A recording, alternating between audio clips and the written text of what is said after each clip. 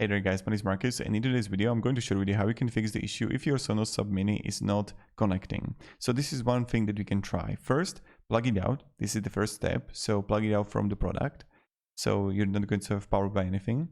And then what you want to do is you want to hold the infinity button, the join button, just hold it. And what you want to do, you want to plug it back in. So this is what you want to try to do, and possibly it's going to work out. And then what will happen is that when you're gonna plug it out, then you're gonna hold the button, you're gonna plug it back in. While you're gonna hold the button, then the light, it will go from white to orange, white to orange, white to orange, and after a few seconds you just release it. Release the finger, and then the reset is going to be finished. And then possibly what is going to happen is going to do a factory reset, and then what will happen is that you can just use it and try to pair it again, and maybe it's going to connect. So let me know in the comments if it actually helped you. So again, you're gonna plug it out.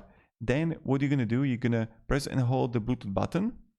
And when you're gonna press and hold the Bluetooth button, the infinity, then it's going to, and you're gonna plug it back in.